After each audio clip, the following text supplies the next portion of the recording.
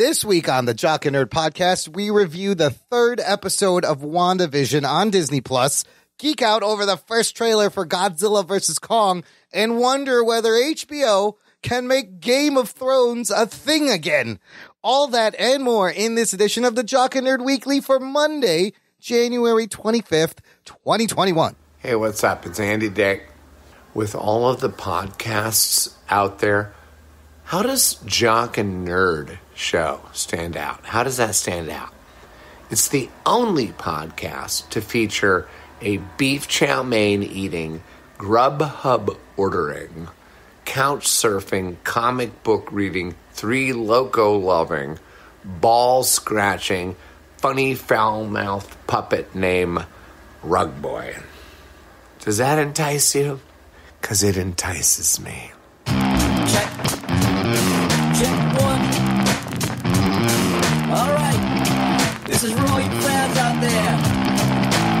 Let's give it up. We jock it, we nerd it. We funny, disturb it. We jock it, we nerd it. We spoiler alert. Oh yeah! Hello, listener. What's up? And welcome to the Jock and Nerd podcast, where we give you comic book and superhero, TV and movie news, reviews, and whatever we choose. Jock and Nerd. My name is Imran. My name's Anthony. He's the Chuck. And he's the nerd. And joining us is a dude who, true story, was conceived on the set of the hit 70s TV show, The Partridge Family. Come on, get happy. It's Rug Boy. What's up, Rugs? Yeah, I came out of Danny Bonaducci's asshole. You are the product of Danny Bonaducci's. Yeah, you shit me out. Yeah. That explains a lot. Your messy hair and your complexion, a little bit, I think. Did you watch Breaking Bonaducci? No, I didn't. That was like a show with Danny Bonaducci, and like it followed him around, and he was in rehab, and he had a troubled marriage. I watched him box somebody on Celebrity Boxing. Yeah, that he was did fun. Celebrity Boxing. It didn't turn out too good for that guy.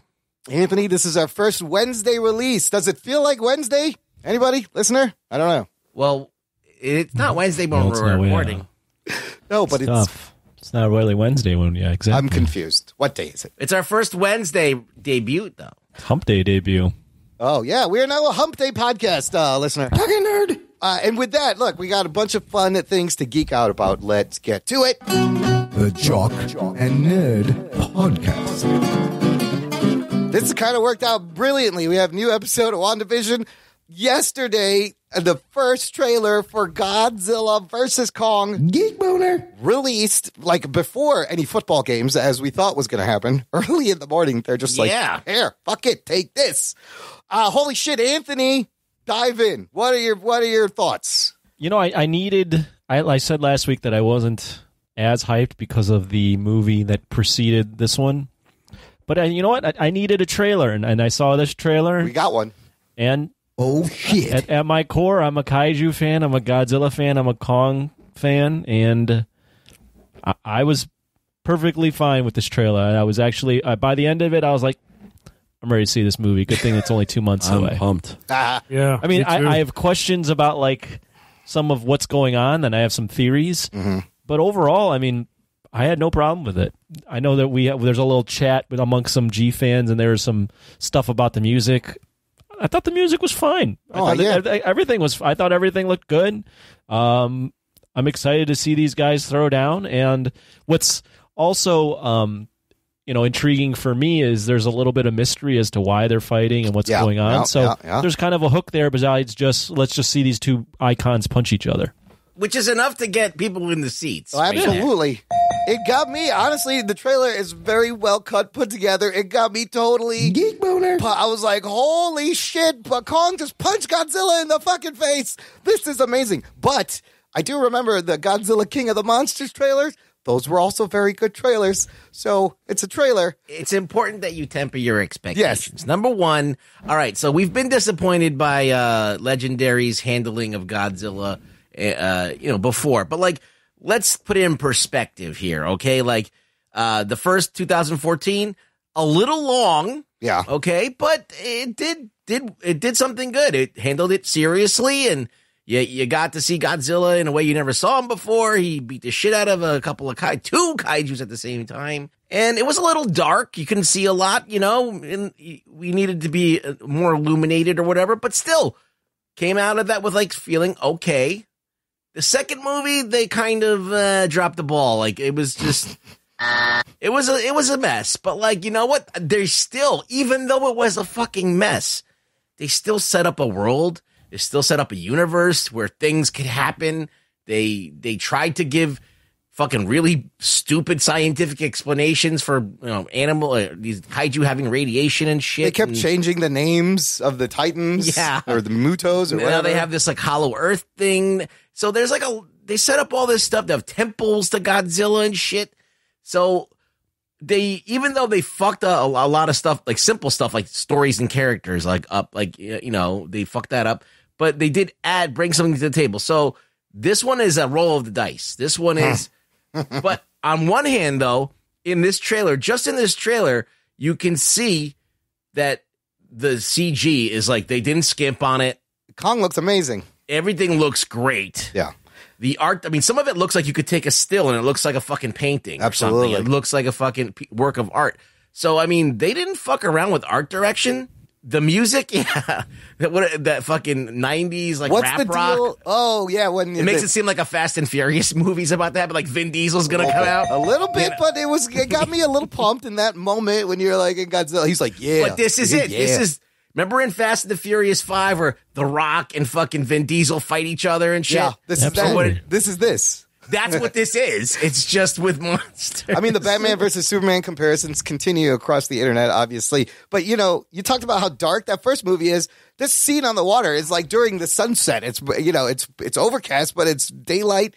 And then Kong jumping out of the way of Godzilla's flame from underneath is pretty amazing. That's fucking Die Hard when he jumps off the building. It's totally Die Hard. He's like, yippee-ki-yay, motherfucker, and jumps off the fucking building. So this is a bunch of movies put together. Oh, yeah. Anthony, we found out Godzilla was king of the monsters in the last movie. All the monsters bowed down to him. I don't think Kong's on the same page as the order here. It looks like. Clearly. So I have a couple theories, and I do actually want to say one thing because Rug Boy brought it up and it brought this to mind.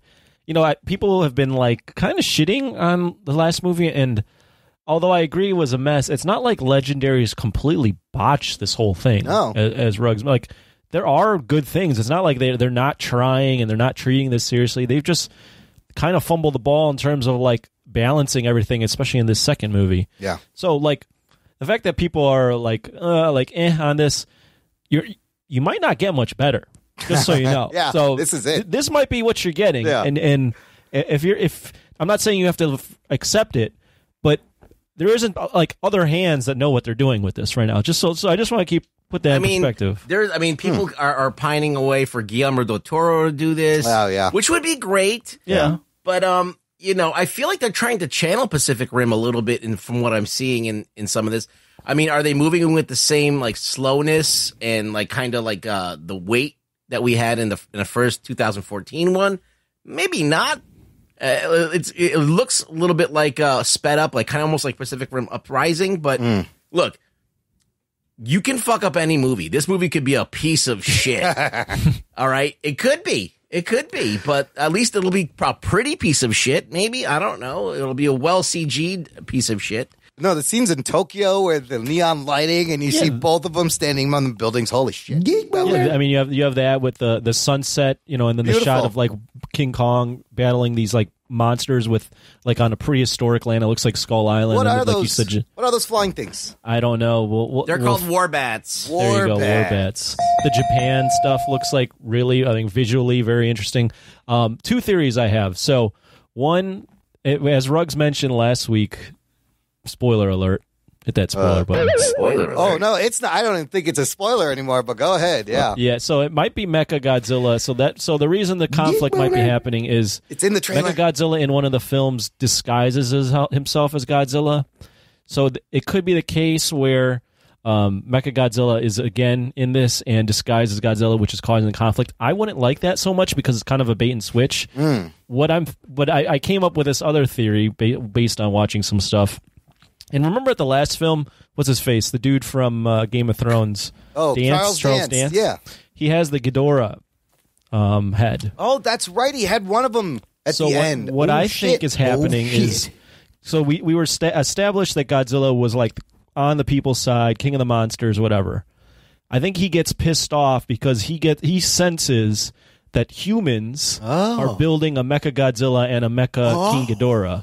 So they're fucking with nature and building these gigantic kaiju cyborgs, basically. Yeah. So he starts attacking humans, and that's why the people, like, there's stuff in the trailer like, something's provoking Godzilla. We got to figure this out. Yeah. But the people are like, well, fuck Godzilla. But the last chance we have, because all the monsters are loyal to him, is Kong. Oh, so they get shit. Kong. Okay. That's the conflict. And then we realize that the reason why Godzilla is attacking everyone is because Charles Dance's crew is building up these freaking, like, army of gigantic robot monsters. Kaiju. I could add a little bit more to that. I'll add a little bit more to that. Go ahead. So, I like that. There's theories about Dagon, which is the dead Godzilla in the beginning of the first Godzilla 2014. Oh, it's not the Italian Godzilla? I thought it was the Italian Godzilla. Yeah, he's that dirty Dago Godzilla. He's hanging out the bodega. Godzilla in name only. With Ghetto Robo and Ramadan. So, Go ahead. So, what was I going to say? So, at the beginning of the first Godzilla 2014, they find bones with that's where they find the Muto eggs, right? Yeah. That hatch into whatever, right? My theory is they take that skeleton and they build Mecha Godzilla out of it, like they do Kiryu from, the Millennium series, which is the newer Godzilla, Mecha Godzilla.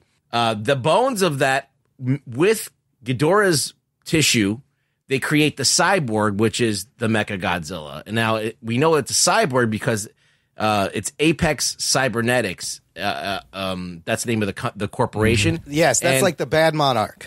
Yes, it's this bad evil monarch. Yes. Well, I don't know if they're evil, but they were creating these fucking things. Okay. But Godzilla's not just trashing everywhere. He's actually locating their bases and destroying them. Because he sees that they're desecrating the bones of one of his. Yeah. And that he senses Ghidorah. And they also have an orca on that fucking thing too. Holy shit.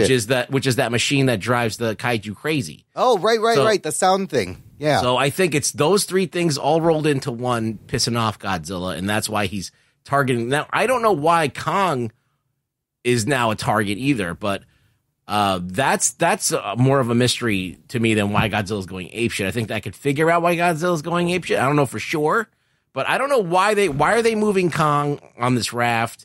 Why are they trying to take him to the Hollow Earth? The little girl's got to be a part of that. Yeah, I think they're taking Kong because to fight Godzilla.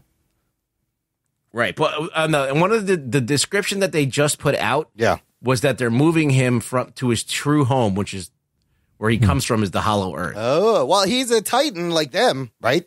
Technically, yes. There are two quick little clues that Mecha Godzilla will be in here. Did you guys catch those or see them on the internet? Absolutely. Yeah. I think I saw the first shot is him flying over. Right in the beginning when the people are rushing down the stairs and it's an up shot. You see like a metal thing. And then there's a character shot and behind them on the screen are like schematics. And it looks like Mecha Godzilla's feet.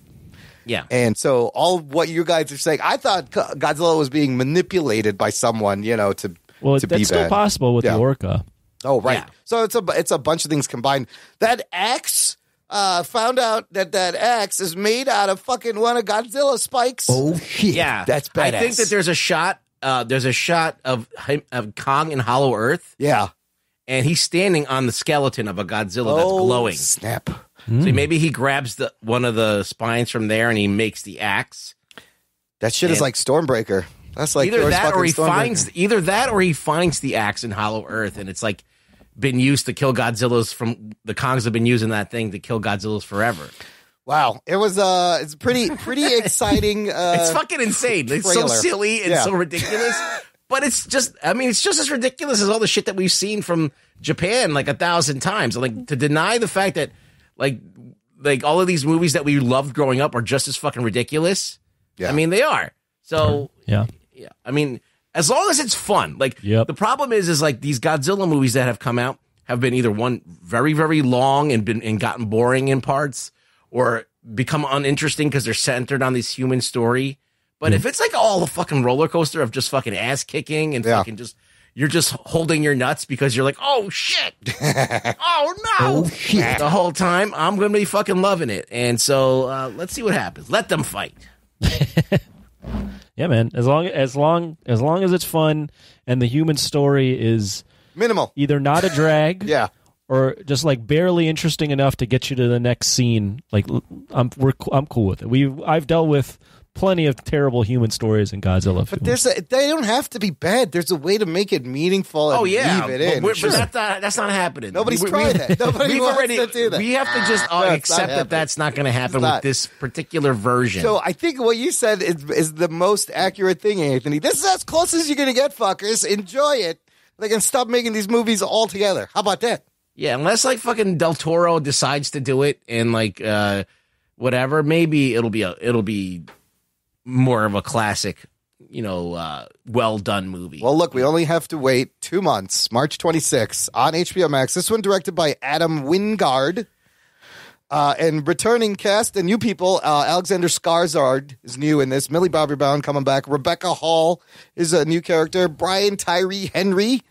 And then Kyle Chandler returning. And a couple other people. It's a huge cast. So you also see the kid from Deadpool 2, the kid with the fire powers. What's his name? The chubby kid? Julian Dennison.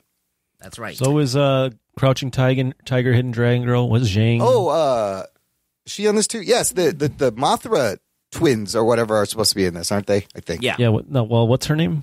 Her name is Zhang Ji. Yeah. So yeah, not too long before we get to see that. That was kind of exciting. I'm like, Yeah, I was. All I needed was a trailer. Yeah. It just that basically unlocked it, and as long as the trailer was just not complete garbage, which it isn't, I was pumped. Literally the scene when even with the cheesy music, but when Godzilla climbs on the carrier. the carrier, and they're like you see him and they pan over to Kong about to punch him. It's like it's dope, dude. yeah, it's good. It's good what stuff. about Kong running on the tops of buildings and then leaping? Yes. And then Godzilla firing a beam shit. Kong is deflecting with the fucking axe. So that's fucking great. And the look on his face, and then the line cut over where she goes, Kong doesn't bow to anyone. I was like, oh, fuck. Oh, shit. This is going to be fucking great. It's great. Yeah. It's great. I mean, My that'd be favorite great. thing is like someone did like screen grabs of it with the subtitles on. And there's that moment where you see Kong's like face, like doing that really mean, like I'm gonna kick your ass face. It's just the subtitle says hip hop music continues. Hip hop music does continue. That's how you know what the score is. Fucking amazing. I mean, people, you can't forget the original King Kong versus Godzilla. I mean, you had Kong throwing rocks at Godzilla, stuffing a tree down his mouth. Like, this isn't exactly like the most hallowed ground that they're retreading. Yeah, they're not like remaking fucking It's already an improvement from what you say. Citizen Kane or anything. Yeah, Like that. I'm gonna watch that 1962 one before Watch this. it. Just It's a scream, but like it's so bad. Like, I mean, it's just like I just feel like it's such hypocrisy. Like these movies are bad. Like they're all fucking bad. They're all bad. There's A never lot of been a them are good very And I bad. like that. That's what I like about them. They're fucking bad movies, but like whatever. I'm wondering if there'll be any Easter eggs to the 62 movie. They're like we reviewed Godzilla versus Ghidorah. I mean, that's if you compare that to any film, that's awfully edited, terrible, terrible acting. Like it's one of the worst movies you'll ever see. Like these aren't the best films ever. The fact that we're getting this, They're taking I this want it to be seriously. better. Don't get me wrong. I want it to be better. Yeah. But for the fact that we're getting this, and there's like kind of like real money and like real acting and like real thought behind some of this stuff. Granted, the execution isn't always great. It's like we've been getting fed shit for a while. Like, come on. I guys. mean, like with the exception of the 80s, early 90s, like Heisei films, like they didn't even make an effort to try and build a universe. No, they just threw just new shit and they just started over. They had new costumes. Like they had they didn't want to have continuity at all. They were just like, fuck it. It's like we're just all right. This shit doesn't matter anymore. We're just gonna do this. Like they didn't even really make a conscious effort to make a continued universe. World building, all of that stuff. It's like all of that is put on by the fans. Like all of the fans that love it, make it, try and fit it together to make it good. So it's just like And they do sometimes, and that's what the great things about fandom is. Sometimes fandom can do better things than the actual, and imagine it better than the people who actually make it sometimes. But that's only sometimes, and it has to be something that's so bad that you can do that. Because, if something's already good, then the fans, like, if something's done by a genius writer, then the fans should shut the fuck up. But if something that's kind of like haphazard, and you know, maybe you want to listen to the fans. I mean, I think it looks amazing. Hopefully, they don't show everything. They didn't just show everything in the fucking trailer. They might have. Oh God, that's the one thing I'm afraid of. And like, do they even need to put out another one? It's coming out in 2 months. I think that's why they might have blown their load. Is they not only have a 2-month turnaround. Yeah, they got to show you everything before the fucking movie comes out. Well, I think this is good because this thing's been trending. People are talking about it. There's YouTube videos coming out the wazoo. A lot of discussion. So everybody's talking about Jeremy Johns. I don't know if Stuckman's done it, but Grace Randolph has done something on it. Like 2 days on it. IGN did a review. I saw. Yeah. So like everybody's covering it. It's new fun stuff. Listener, you could tell us what you think. Join our Facebook group. It's called Jock and Nerd Nation. Leave any comments, thoughts. That's where we can talk spoiler stuff about WandaVision. It's a closed group just for you. One more thought on that, actually. Yeah. It just came to mind. And this isn't something I thought of until just now. Yeah. And I wouldn't have thought this way last week, but maybe, just maybe, this isn't coming into theaters, and the fact that it's like I'd definitely want to see these characters on the big screen for sure. Don't get me wrong. Yeah. But maybe the fact that it's coming out relatively early in March during COVID times, maybe it'll do even like better. Like maybe more people will see it. Maybe more people are going to be pining to see something.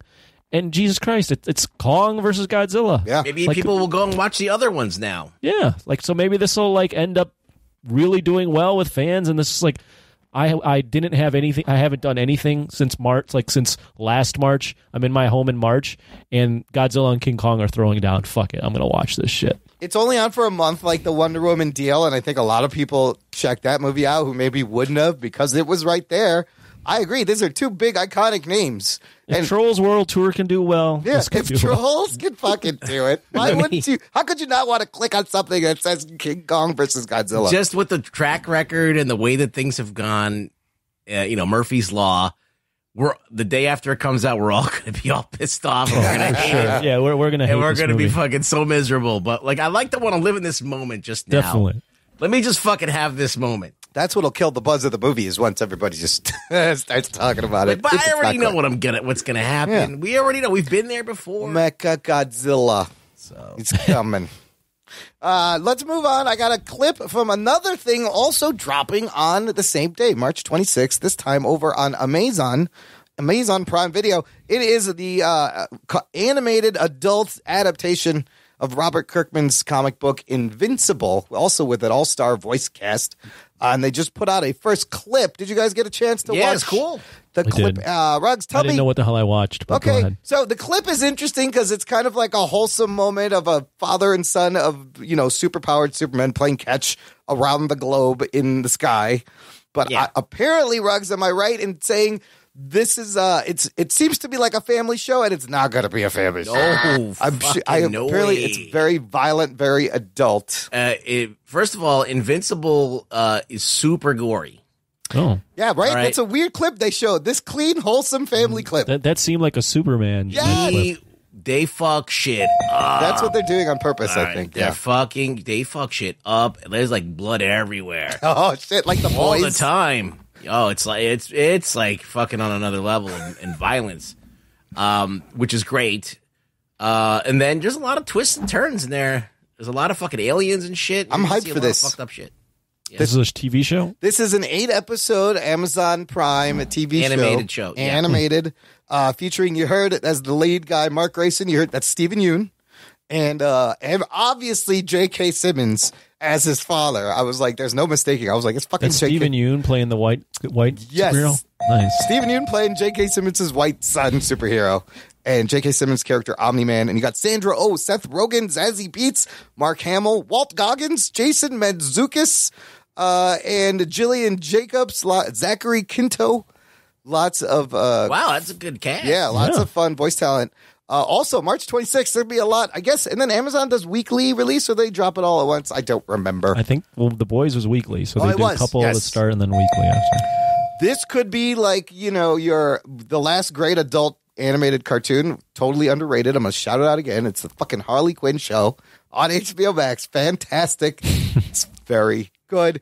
I'm looking forward to something like that, to watch again. I just think it was funny how it's like so wholesome, and it's not going to be wholesome. Oh, no, it's not. And then finally, I got two stories that are kind of connected. We talk about how Disney has Marvel and Star Wars, and their franchises are exploding.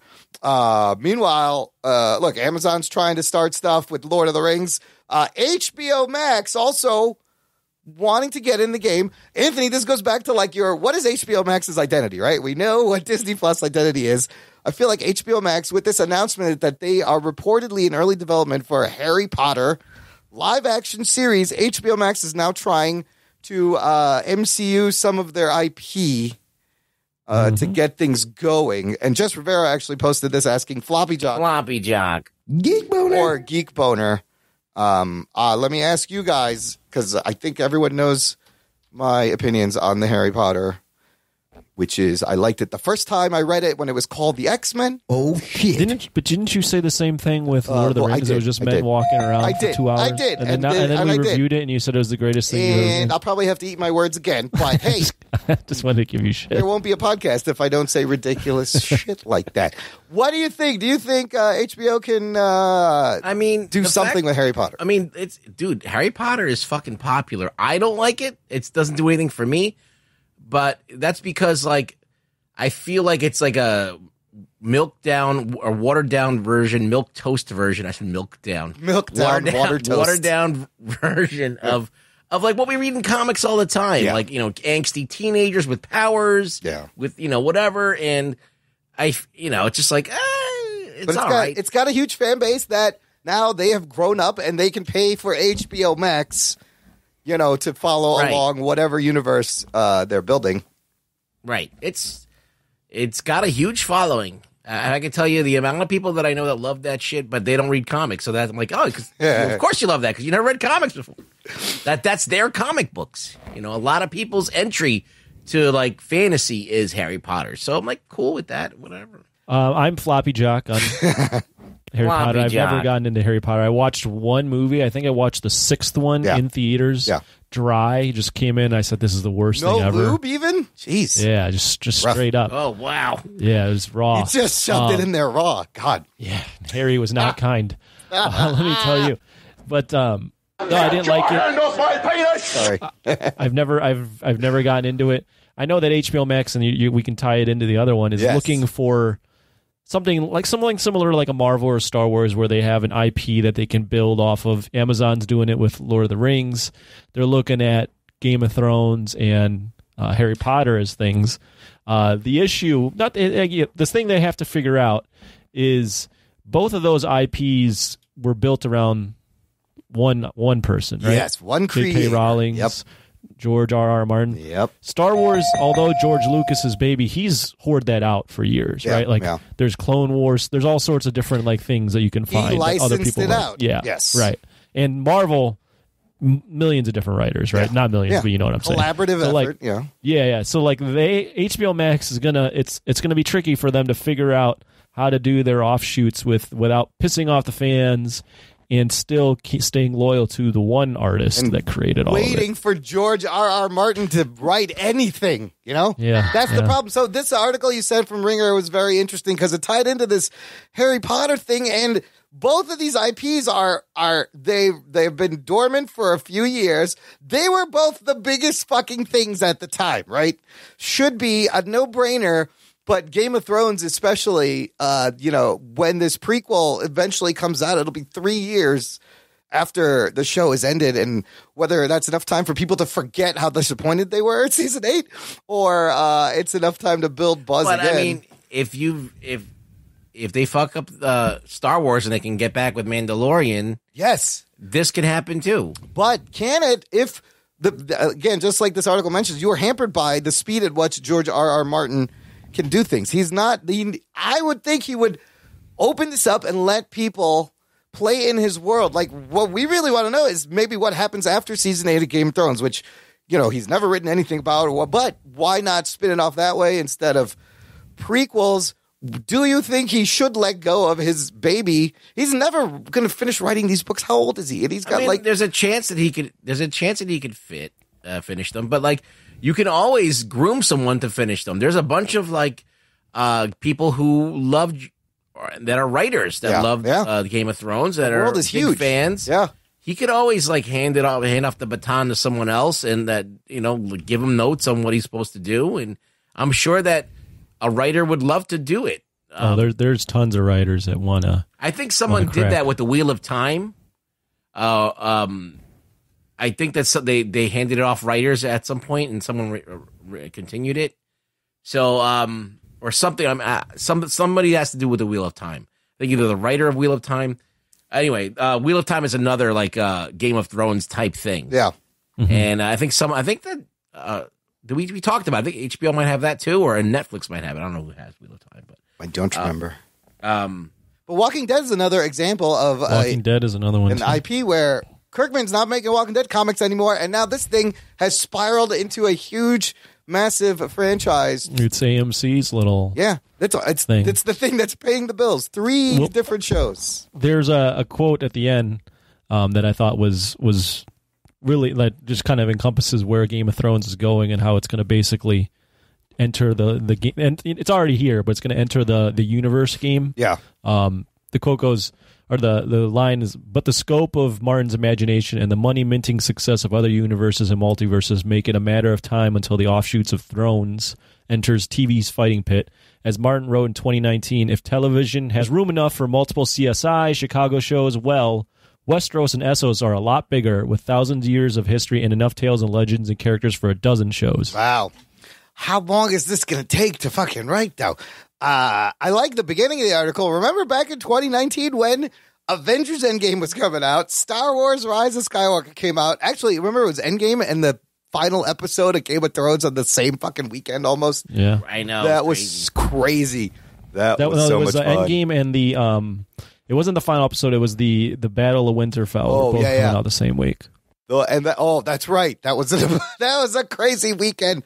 It's never going to happen again. So, I mean, if you wait, take your time, be patient, you should be rewarded with some good fucking Game of Thrones and some good Harry Potter shit. The thing is, and I'm sure there's artists that will be able to, or writers that will be able to do something well, but HBO so far doesn't have the greatest track record of doing stuff without Martin's writing. And from what I gathered in the article, they're still kind of tiptoeing around things with Martin. They don't want to do the sequels because he hasn't written anything and he wasn't all that impressed with what they came up with. Yeah, they scrapped a bunch of them. Yeah, he didn't that's why they're sticking to the kind of the prequel stuff. Yeah, but the prequels are, how is that? Is it exciting? I guess. I just think if they think the biggest problem with the Game of Thrones ending was that it was so rushed. Yeah. I don't think it was that whatever the outcome was that heinous. It was just it didn't have enough time to develop properly these storylines and to make them believable and to get people to kind of be on board with them. So it's not 100% the fault of what they decided to do with the story. It's just how they handled it. So if they go in and they know that they're going to space this thing out and do what is necessary to not rush things and fucking rush to an end to end something, I think that they could do something great. It's just they have to have an idea of where they want to be.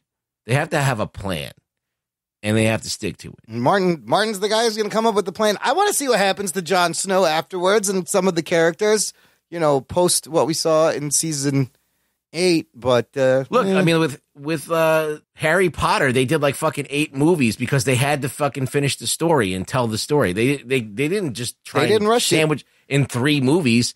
So you have to give it what it needs to tell the story. So I think that I don't care about the writers or who's writing it or what it is. It's just that they can't just do what they did, which is fucking just end it because all these people are getting too expensive. And so we don't want to pay anyone. So we just got to fucking end this shit in 6 episodes. fuck you all. Like they should have went, they should have went the full fucking season. They didn't even do that. Yo, what if they just redo season 8? Just put money, but like, No, we're it's going just to redo it 10 But episodes. like, I think it's ridiculous for these people who are writing these articles to not mention that. To just think that, they just fucked up. No, they fucked it up for like other reasons, like besides writing. Like it was a thing where they could have spent the money to go and develop it, and they chose not to. But HBO knows they're sitting on 2 massive universe franchise here with both of these, Harry Potter and Game of Thrones. So they're sitting on it. They want to get this out sooner rather their than hands later are kind of because- tied is the problem on 2 of these big franchises. Well, no, it's just they need something to like prop up HBO. Yeah, like they can right now they're relying on the movie. That's why the movies they decided to do same day and date release with the movies on HBO Max. Eventually, if the DC plan for what they're doing with the spin-off shows of Batman and the Peacemaker, like, but that's like way down the line. But that would also be something. Well, that would just be think about this as far as HBO and genre. Yeah. Okay. HBO has always done these like gritty shows, and Game of Thrones was their really big budget show that had an effects budget and everything. I mean, but before that, they didn't really have as big of a show. So now they dipped their toe in Watchmen. They're doing this and they're doing Lovecraft Country and stuff like that. That has some effects, and they're doing more genre stuff. But they don't have like that IP that's like universal, like Star Wars, like it's part of everyone's childhood. Like they want something like that. So that's the other difference between the Thrones and Potter and Star Wars and Marvel is Star Wars and Marvel have 40 to 60 years of run up and fan time in stories, and these things are a little bit newer. I think Harry Potter's a player. Yeah, it really is. Yeah. But I mean, I'm not excited about it. You're not excited about it, Anthony. Nope. But we're like in the minority. Yes, here. we There's are. a lot of people who fucking love that shit. Yeah. They love Pokemon. Okay, we're going to take a quick break before we do. Listener, if you want some nice, lovely, soft polyblend t-shirts with our new Jock and Nerd logo, or if you need some more masks to accessorize your outfits going out in the world, visit our shop, jockandnerd.com/shop, where you can get the new logo, you can get the old logo, you could be a vintage hipster and be like, no, I only wear the old Jock and Nerd logo. Fuck this new logo. I'm old school. Or you could be, I'm an early adopter of the new fresh look, which people seem to like. What am I talking about? I don't know. Just buy a t-shirt, jockandnerd.com/shop. We'll be right back after this to discuss WandaVision Episode 3. After these messages, we'll be right back. Do you like superheroes? Do you like movies, television, and comic books? Do you like movies, television, and comic books about superheroes? Then you'll love Podcapers, the official podcast of aplacetohangyourcape.com. Featuring me, Scott James Merridew, we will be talking about a variety of geek and nerdy issues, like, is Marvel better than DC? What's going on with the X-Men film franchise? And is Disney evil? Yes! Yes it is! It's pure evil! Don't support them! They're terrible! I'm getting ahead of myself, because we will be joined each week by a rotating panel of guests who will attempt to rein me in. Don't you worry, it's not just going to be one guy ranting for hours and hours and hours. I've been told I'm not allowed to do that. By this guy, in fact, David Molosky, the editor and creator of A Place to Hang Your Cape. Hi guys, Scott's holding me in a room and making me listen to his rants. Please listen to the podcast. He says it's the only way he'll let me leave. Oh, David. You will never be allowed to leave. You will listen to me for all eternity, as will all of you who listen to the podcast. So please check out Podcapers, the official podcast of A Place to Hang Your Cape, where superheroes go to relax, but I never do. My name's Donnie, and I host the Adulting with Donnie podcast. I started this show as a way to offload some of my thoughts every week, and I quickly found out that I wasn't really alone in those thoughts, and I was connecting with other people who kind of felt the same way as me. So join me each week as I pour some whiskey and offload some thoughts about news, entertainment, politics, just whatever might come to my head during the week. So that's the Adulting with Donnie podcast, and you can find it anywhere that awful podcasts are served, and also great podcasts. Doc and Nerd Podcast. Listener, if you've been enjoying the show for any amount of time, whether it's 3 seconds or like 5 years, join our fan club. Visit jockandnerd.com/Patreon. It is a way for you to give back the value you get from us making you laugh and taking your mind off the real crazy fucking world out the window there. You don't want to go out there. It's not fun. It's snowing out there right now. Visit, if you sign up for as little as $3 a month, you get bonus content and early access to the shows, and you help the show keep going. You help us keep producing the show every week. Since it was such a quick turnaround, we didn't really do anything extra this week. I said I was going to do a thing, and I didn't. There's no time. But now we are in the Wednesday cycle. The timeline. Yes, we are resetting the timeline with the fucking time stone. So, jockandnerd.com/Patreon. Check it out right now. Jock and Nerd. Let's get to WandaVision episode 3, which you will now get to hear our thoughts, listener, before the next fucking episode comes out. Oh, shit. This is amazing.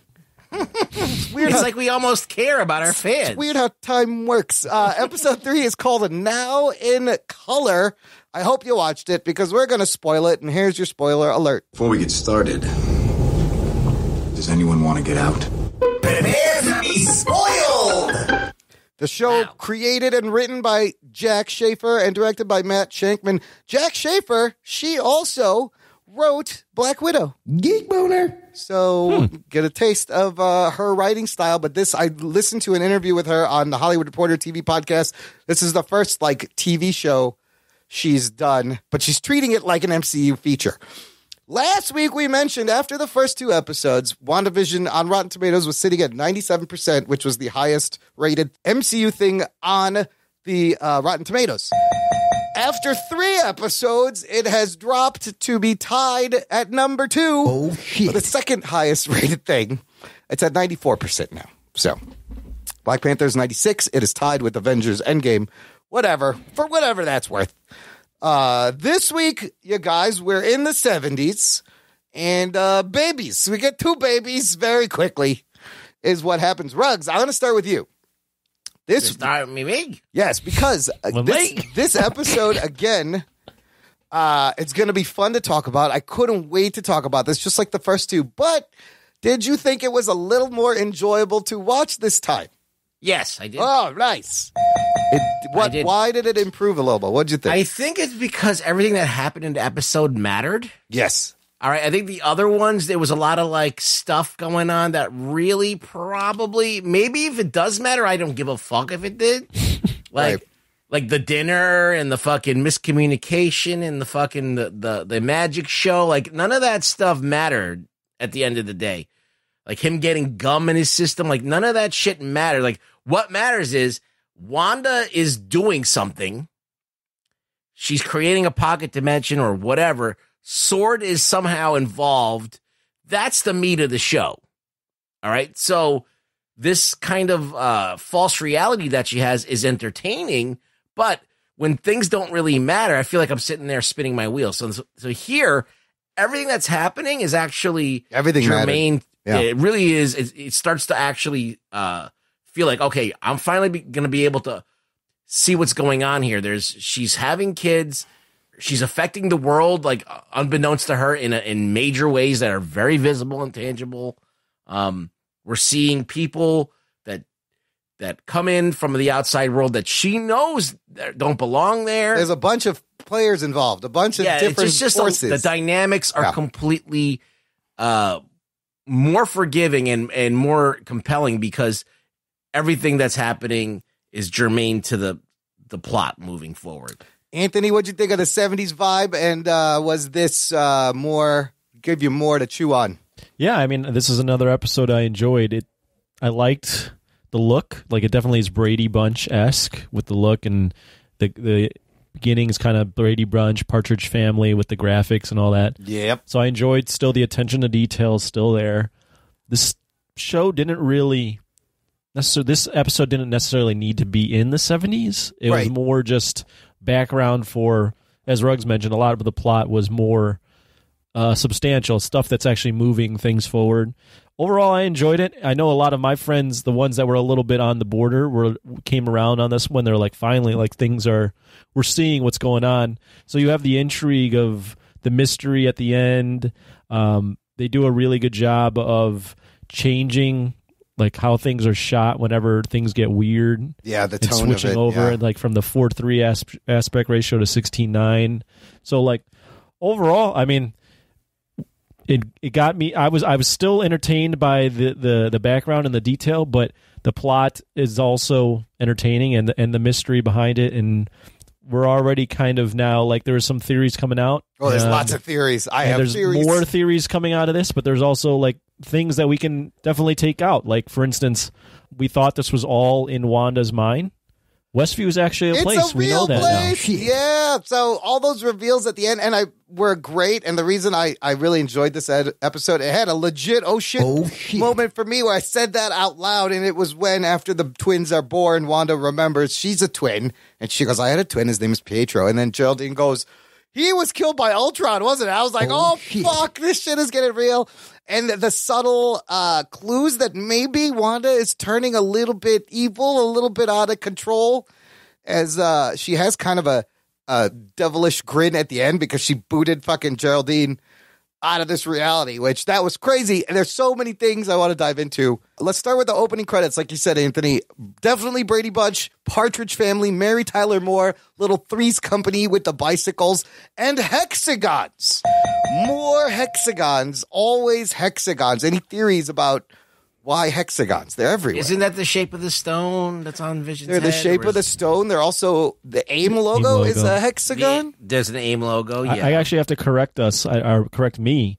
I said AIM wasn't really involved in the Marvel Cinematic Universe up to this point, but Iron Man 3, I forget, AIM was Killian's introduced group. Yeah, Killian, that's who it was. I couldn't think of his name. But I believe they're the science division of Hydra in the comics. Yes, they have a connection to Hydra. Yeah. And then also hex, magic, and witches, and the number 6 of the hexagon and 666 devil. If you notice the theme music, there were so many clues in this episode that pointed to two things, to twins. In the song, they go together. 1 + 1 is more than 2. He puts up 2 swings. I loved all these little attentions to detail, and the house was like a reverse Brady Bunch house. And Paul Bettany's hair and sideburns, fucking fantastic. Bravo. That was my favorite part of the 70s set. What about that doctor? His name is Dr. Nielsen? Like Nielsen ratings? Yeah, the Nielsen He does not think women are very smart. I thought that was hilarious. I enjoyed the line where he's comparing babies to fruit. Yes. And then as when he leaves, Paul Bettany goes, I'm looking forward to being a proud papaya. Oh my god! You know what? Oh my god! I gotta tell you, I don't think he's hamming it up. He's loving. That's a great dad joke, and I've never heard anybody actually say that. Like, it sounds like something that would have been like a cliched dad joke, but I was like, wow, that's actually kind of clever. I don't think everybody papaya. Papaya, I'm proud papaya. And then I love all the weird bits of what was going on with Herb cutting through the wall and glitching out early on like he was a video game character. He was in Cyberpunk. That was exactly. So, Anthony, that scene, that is what Cyberpunk is like, basically, right now. No wonder they had a recall. Yes, no wonder they refunded everybody's fucking money. But I was like, oh, that was fucking creepy. I was like, is it because Wanda is distracted and she can't? I don't know. There's a lot of stuff. I don't know. She rewinds too. Okay, let's get to that part. She doesn't rewind it. She just like glitches it back. She didn't like what Vision was saying, and so she just reset the whole thing. Yeah, again, Vision is like questioning the reality, and she does like a horrible 70s jump cut edit. Fucking great. And I thought it was a glitch, and I rewinded. I was like, "What the fuck was that?" My Disney Plus. You could see her reaction to 2 different situations, right? You have number 1, you have Monica Rambeau over there. I forgot what her name is in the show. Geraldine. Now she's an outsider that's now inserting herself into this reality and shaking things up. And she doesn't rewind time there. She ejects her. Yeah, she just. But with Vision, yeah. I think Vision is a creation of her own reality, and so that's why she rewinds it, because she has control over this creation that she's making, which is Vision. So Herb almost fucking told Vision what the fuck was up. Oh, shit. He was so close. He goes, she came here because we're all... And I'm like, what? We're all what? Are they dead? Are they sleeping? Are they trapped? Are they in a dream? So clearly, Agnes wants Wanda there. Geraldine works for SWORD, whether she's gone rogue or she's on a mission, unclear, but she's trying to snap Wanda out of it. See, that's the thing. I think she's on a mission, but the way her line was delivered where she goes, you know, he was killed by Ultron, it felt like she had been like stuck in Wanda's ideal life, and then when Wanda mentions she had a brother, it snaps her back into like, wait a minute, like I'm here for a reason, and right? Oh, like because she becomes normal for a half a second, and then she says it, and then she snaps back, and she's like, "Oh no, like let me hold to that baby, like let me just take care of it." And it's like, wait, no, what? What did you just say? What did you just say? And she's wearing the pendant with the SWORD logo. So it seems like she, even if she's trying to infiltrate it, the read I got is she got caught up too in. Or maybe she's because she's a real person. Mm. She can't control her to the degree as her own creation. What about? So we know Westview is real. What? There's SWORD, there's Agnes, and then there's the townspeople who are seemingly trapped there, and they can't do anything. Well, it's weird. That's interesting too, because it seems like they all were suspicious of Geraldine. Yeah, they're all like, whenever they're in front of Wanda, it seems like they are either afraid of her, or like are all in on the mission to keep it going. Yes, but then like they're also trying to clue in Vision. So it sounds like to me they're more afraid. So this is very reminiscent. It's a great nod to Twilight Zone, and specifically, there's an episode where this little kid, has the power, and the Simpsons have spoofed it. This little kid has the power to do whatever, and he's a shitty little kid, and all the adults have to placate him and just smile and be nice, otherwise he'll turn him into some monstrosity on a whim. So, yeah, it feels like a little bit of that. Now that you remind me of that episode, holy shit. Right? That That's does great. Make sense. So wow. I love all these pulls that they've done a lot of TV research, again, with the set and, you know, the stained glass colors of the window are colors of like the Infinity Stones. Like there's so many fucking little Easter eggs. It's amazing. Something I wanted to mention, when she gets ejected, Geraldine, I think it's important to note she still has her 70s clothes on. Right. Meaning whatever Wanda is creating exists outside of this bubble. The other thing I noticed was the portal looked like the pixels in the end credits. You know, it was like TV pixels. And the other thing looked like she was kind of waking up, maybe? Like, is everyone asleep, really? I don't know. But they're playing with some clues. I also love how it opened up. It was like 4-3, and then it opened up 16-9 when we got to the real world. Do you think any of the S.H.I.E.L.D. stuff, is at all involved? I think S.H.I.E.L.D. is done. No, I'm saying, does this, any of the S.H.I.E.L.D. stuff, the show. Yeah, the S.H.I.E.L.D. the TV show. Like, is that completely separate from the Marvel Universe, or is there some kind of crossover? There is one reference, and it's in the commercial. Let's talk about the commercial. I think it's completely separate. I think it's separate and done. But the commercial this time is a play on the Calgon soap commercial, Calgon Take Me Away. Same two people, only this time it's Hydra Soak. Oh, shit. And they're saying things like escape, you know, when life gets crazy, escape. And the tagline is the goddess within, maybe hinting at Scarlet Witch's powers. But in one of the last few episodes, Seasons of S.H.I.E.L.D., when he was in the framework, Coulson was like this conspiracy theorist guy, and he mentioned that Hydra was making a mind-controlled soap that they were distributing to the country, and people would use it, and then they could control their mind. I would not. It has nothing to do with it. No, I don't think it has anything to do with it. I think we're now, you know, we're with SWORD, we're with Hydra. Wasn't there Tahiti, though? What was that, Tahiti?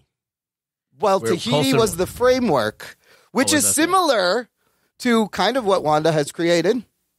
That's another correlation, but I think it's separate because it's not even the same creative. S.H.I.E.L.D. didn't even acknowledge the snap.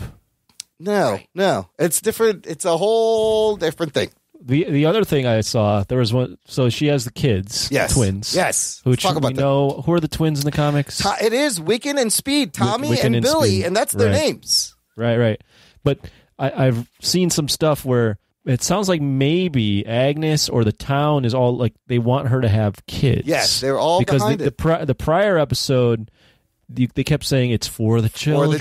It's for the children. And then this one, she speeds up and has 2 kids right away within like hours. Yes, it's amazing. And I feel like, and I think the neighbors might have been questioning why Geraldine was there because she's an outsider and they didn't want that to interfere with the babies. But the irony is Geraldine actually delivers the first baby anyways, and she's there to help. So she saw Wanda do crazy things happen. Also, Vision just uses his fucking powers in public, which was weird. And speed running, I didn't know he could fly. So I think that's like a hint towards speed.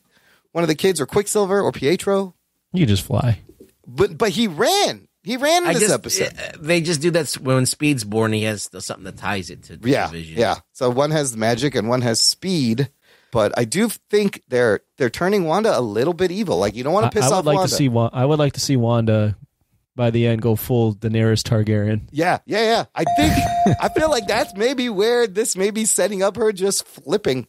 Yeah, we haven't seen that yet, right? No, in the MCU, we haven't seen a hero become the villain. We've seen plenty of villains turn the other way. Yeah, that would be great. It's been done in the comics, though, with Wanda. Right. But we haven't seen it yet. I think it'd be cool. Like, what if this was building to the fact that Doctor Strange in the Multiverse of Madness, she was the bad guy. I would be down with that. That would be fucking incredible. And maybe Doctor Strange is involved in this still and maybe he's watching or he has some part, but I could totally see it going that way. That'd be fantastic. Well, what do you think obviously, there's been some press events where you have some of the other actors that have not been debuted yet in this show. Yeah. Mm-hmm. And one is from Thor, right? Yeah. Kat Dennings, yeah. Yeah. And so what do you think that role is, like her role would be? Kat Dennings and Jimmy Woo Randall Park, I believe, both work with Sword. And they're going to be agents that are helping Sword. But again, there's Sword, there's Hydra, there's Agatha Harkness and maybe Mephisto, there's the town people, there's all these things at play. So who wants I feel like the kids, when they steal her kids, is what's going to make her snap ultimately. I don't know, man. There's a tweet I saw or something, on Twitter. Paul Bettany was quoted as saying today, there's this thing that's being kept completely under wraps that happens, and I work with this actor that I've always wanted to work with. Huh. Okay. Also, they said that the next episode there's going to be like a big shift. So this is also, they only showed the first 3 to reviewers. So now everything's fresh, and hopefully it's going to start moving a little bit quicker. Do you think that's Benedict Cumberbatch? Oh shit! I don't know if he actually was on set with Benedict Cumberbatch during the Avengers Infinity War Endgame. I don't know. My friend was like, they're bringing Nicolas Cage back as Ghost Rider. It's canon. Nick Cage, do it. Don't do that. Like, no, please. He's going to be standing there pointing at everyone. Get over it's here. Nicolas Cage. Nick Cage. I was thinking about how crazy it is that Paul Bettany as Jarvis started in the first fucking Iron Man movie in 2008, and look at where he is now. Like, what amazing commitment and continuity they put towards making this character. Yeah, I mean, I feel like he was really trepidatious about doing a Marvel movie. He was. And now he's fucking all the way in. And now he's like, I should have done this shit fucking 10 years ago. Get this payday. I thought when her water breaks and it started raining was kind of funny, but I was also like, ew, is that amniotic fluid falling from, ew, gross. But it wasn't. It was just rain. I think maybe the people in the commercial are Wanda's parents, and as all the commercials have dealt with like a trauma. Right. She's been. What about that stork, yo? Oh, that stork. The stork came to life, and she couldn't get rid of it. No. And the stork brings the babies. I don't know. Anthony? What did you think? Any guesses about the stork? I thought it was just like a funny little thing that was happening, but also adding to like just the creepy vibe of you got this damn stork walking around. But she couldn't. There's red smoke. She couldn't make it disappear. I don't know. There's a lot. I mean, they're definitely sowing the seeds for like a reveal that hopefully can deliver. I love the bit of her hiding her pregnancy, which is like a nod to every TV show sitcom that's had an actress that's been pregnant that had to hide it. You see it all the time. Lots more color, red. Oh, another thing I love they did in the sitcom thing. Baby comes out. It's perfectly clean. I love it. That's fucking sitcom baby birth right there. Yeah, of course. Has to be. Sometimes the babies have hair. Sometimes they have a full Like head a of full hair. head, yeah. And They're like 6 months old. yeah, and if the show has no money, you don't even see the baby. The camera is just above it, and you just hear baby crying. You see like a shitty toy hand. That's it, But the baby's always fucking clean. That thing should be covered in fucking strawberry jam, whatever it's covered in. Right. Who are you? What else? Some other Easter eggs. I like when she had her first contraction. She goes, it feels fluttery, and the fucking butterflies come to life. My theory is that this pregnancy, for her trying to actually create all of these things, vision, the town, the control, everything, and then not only that, but now generating these 2 children is taxing her powers. That's why we're seeing so much shit kind of go awry, and people's pipes are breaking everywhere, and the whole town, because it's taxing her of all of her power. I also feel like the moment when like the lights went out might have been actually Sword on the outside, like killing the power or something, or reacting to an energy surge. But possibly, yeah. Her contractions caused magic havoc everywhere. She couldn't control it.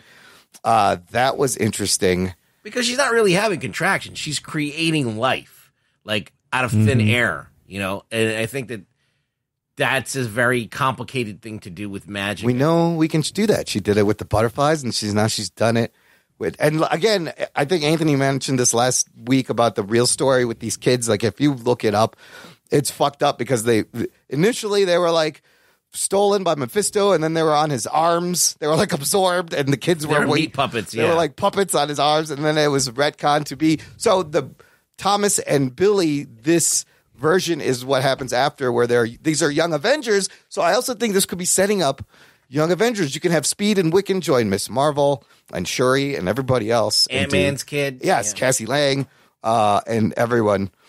Kate Bishop. Oh, yeah, and you got Kate Bishop in the Hawkeye, which we'll get to meet too. There's your whole team right there. And then you got Miss Marvel. It's fucking done. Miss Marvel, yeah. I like Vision quoted Shakespeare, and that line, all the world's a stage, all the men and women are merely players, pretty much stating what the world he's in. What else? Wanda's hair looked like Marsha Brady's hair. Thought that was a nice touch. Oh, the doctor said he's going to Bermuda, as in the Bermuda Triangle, as in the Devil's Triangle, as in a place where fucking weird shit happens, like where they are right now.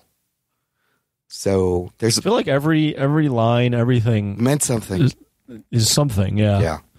They're shoving in most like everything. Nothing gets past these writers without them checking in, going, "Can we reference something? Can we tie it to something?" So, I mean, as we said last week, the attention to detail is off the charts on this. It's so good, and I can't wait till they get to the 80s, Anthony, and then the 90s. What's your favorite show from the 80s, Imran? Maybe Perfect Strangers. This is just giving me like Lost vibes. Yeah, lots of Lost. A little bit, yeah. It's not in a bad way, in a good way. No, it's in a good way. I mean, Lost was obviously more entertaining and more like gripping, but like this is kind of getting to that level now. Now it's like I think the next few episodes are going to really ratchet this up, like the mystery, the fucking guessing, and the fucking all the videos that are coming out that I'm watching. Like, what the fuck did I just watch?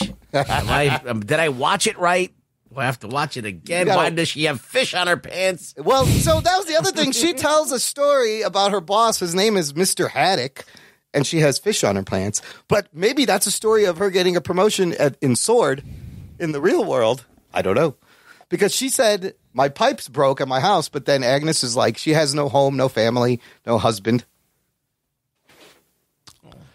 I don't know, man. It's one of those things where, like, I'm enjoying it week by week, but it'll be one of those where in watching it or reviewing it as a whole at the end might have even been the better move, even though we're just trying to fill content. So who knows? I mean, like, we're not going to be the ones to figure this shit out before everyone else. No, we're definitely going to be last. Imran's going to read it all to us, and then we're definitely like we're like looking at just like one tree in the middle of the forest, and we're like, man, this tree's crazy. Yeah, and we need to like back up. They're going to pull back slowly. because, like, this is not something that I'm dialed into that much. Because, first of all, I have no idea what she's doing there and why this is happening. Did she wander into this town and then, like Agnes convinced her to take it over? And I think that's everyone? That's what, like, for some reason, always is the barrier. Like, I'm always like, well, what the fuck is she doing there in the first place? And how did this happen? And why all of a sudden, how do we get from Endgame to this? Well, but here's the thing. This is how Vision can come back. She just created him in this reality. He's going to exist. Maybe if he walks out of this bubble, he'll still be Where alive. was she at the end of Endgame? How do we leave her? She was on the river with Hawkeye, and Hawkeye's like, that's right. I wish they could be here. And she's like, they both know. Yeah. And she senses that Black Widow and Vision knew that they won. Yeah. That's right. That was the last time we saw her in Endgame. Mm-hmm. So either she's suffered trauma, and this is how she has suffered trauma. This is how she's coping. She definitely suffered a ton of trauma. Yeah, so this is how she's coping with the trauma, or someone has tricked her and manipulated her. I don't know, or someone. Yeah, maybe it's now. This is like the New Mutants thing, where the girl goes to sleep. And she has no idea that she's doing this. It's all her subconscious. Oh, no. We're going to get another giant bear? It's another bear. It's been a dream. Well, you know what? The Bob Newhart show did that. They might do something like that as a nod. Remember at the end of the 9-year run of the Bob Newhart show, he wakes up and the whole series was a dream. And some people were annoyed. Some people were like, that's clever. Well, the good thing, at least, is in this one, we're still trying to figure it out. We're within the first maybe 20 minutes of New Mutants. We were like... Yeah, all that's happening because that girl's in the jail.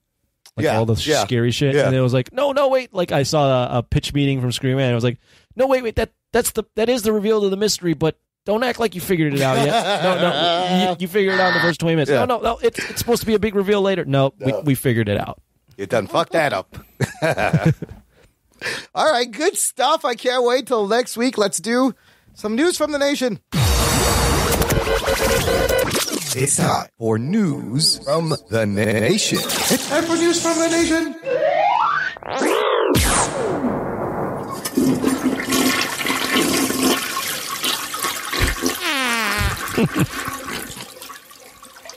You don't know when the fart's coming.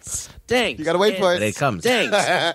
Just like real farts. That's what happens. Not as trumpeting as the normal Thursday recording farts. Yeah, I think a Monday fart's a whole different ball. Monday night farts definitely smell and feel and taste different. I say taste. Never mind. Rugs, last week, last episode, we announced we're changing our schedule, and you were like, let us know what you think. We got some feedback from our listeners. Oh, shit. Jess Rivera commented on the Facebook page, the change is a great idea. New episodes are info with a fresh hot take. Hashtag I'm pumped. I'm pumped. Yeah, me too. So we got one approval. Paul Gunter commented, love the change. Can't wait for the new day to listen. Thank you all for the show. So enjoyable. That's 2. And then on Twitter, Johnny Guns sent us a tweet saying, thank you for the podcast schedule change. Now we can all drop news and dick jokes at the same time. Hashtag impeach Imran. I got to give him props for using... We got to put you on trial for what? Listen, that's our listeners' most favorite hashtag to use. I can show you the metrics. It's by far the hashtag impeach Imran. It's definitely... Talking nerd. Really? They use that the most? All the time. Did you try to incite an insurrection once everyone revealed that their favorite host wasn't you? I can't go a day without somebody just yelling impeach at me, just randomly. Rigged election. Yeah, I tell you. The show is rigged. So, all right. So, thank you. First of all, you guys, thanks for the feedback. It makes me feel a lot better. You know how I am. This whole thing is going to throw me into a tizzy, but this is wonderful. I can't wait for our new routine. Yeah. I mean, I feel good about it. I mean, it's weird to start your week with a show. Yeah. But I think by the time people can listen to it, they'll at least not be a week behind it. Yes. That's the main thing. It's a little more relevant. So they can walk into the office and have some fucking ideas that they can bullshit and sound like they know shit. There you go. Because we did all the studying for them. We gave them the cliff notes. I did all the copy and pasting for you, listener. Imran did all the work for you. You copied and pasted and read it to you. And Reddit. Yeah. I do a lot of things. I'm not on Reddit, but I read And then it. you heard 2 asshole opinions on it on top of that. And there's so the show. You're ready for the week? You can start your weekend early. Have a good hump day. That's it for this episode. You guys have got unless you got anything else you want to discuss? Did I see anything? Did I watch anything? Oh, I tried to watch that fucking new movie, Beyond the Wire. Oh, yeah, you don't watch it. I heard it's bad. It is like, I was like this is how I went. It went like this. All right, watch the first 15 minutes. This sucks. All right, I'll give it 5 more minutes. It still sucks. All right, Anthony Mackie's here. Okay, maybe I'll watch it a little bit more.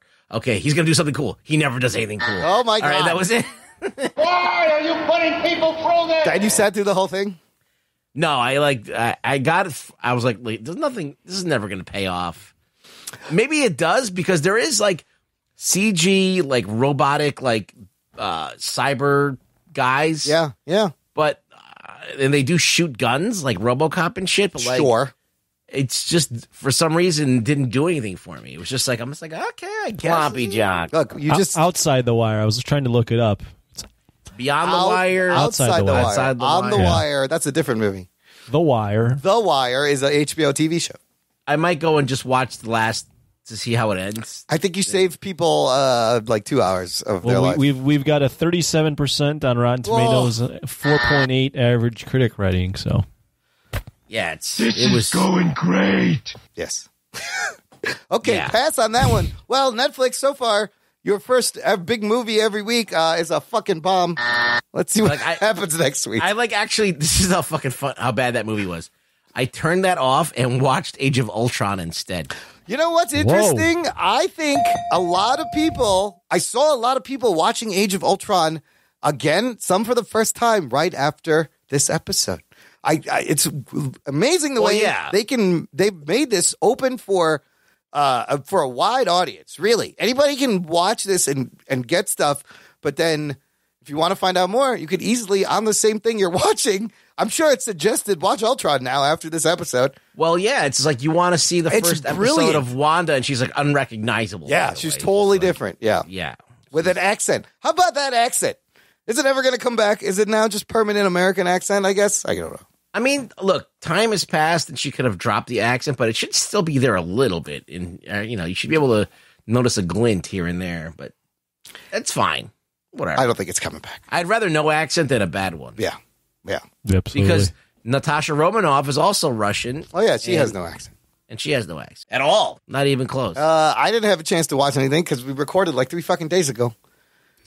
Yeah, I intended to watch some stuff this weekend, and it didn't happen. All right. Instead, I watched some UFC. Conor McGregor fought. McGregor got knocked the fuck out, did he? He got knocked out. Yeah, good so for him. that kind of took up my time, and then I didn't really do anything else. I did a float tank. Oh, you did another float tank. Man, I got to do another one. I still only did the one. 15 of them. Wow. Yeah. Oh, wow. You're really into this. Oh, yeah. I do it monthly. Nice. I'm doing yoga. It kind of does the same thing. Yeah, it's the same thing. Yeah, you swing your waist around. So Yeah, I just get passed out drunk. That also works. Same thing. Listener, time for you to get passed out drunk. Ruggs, where can they find you online? You can find me at Twitter at ReallyRugBoy. You can come by and say hello. Visit the show notes, jockandnerd.com/366 for links to Rug Boy's Twitter, everything we talked about, how to support the show, where to buy merch, how to subscribe, how to share, all that fun stuff. Tell a friend, spread. If you got family members watching WandaVision and they don't mind a little swearing, text them this show. We will be breaking it all down. That laugh. You like that laugh? It just comes out. I didn't mean to do it. Thanks for listening to the Jock and Nerd podcast. My name is Imran. My name's Anthony. He's the Jock. He's a nerd. Have a great rest of your week. We'll peep you next Wednesday. It's hump day, everyone. More money. Tomorrow will be the beginning of your weekend. I'm very tired of the Tom Brady Dick Suck Fest. Oh, fucking well, it just happened again this week. Yeah. Dick Suck Fest back on.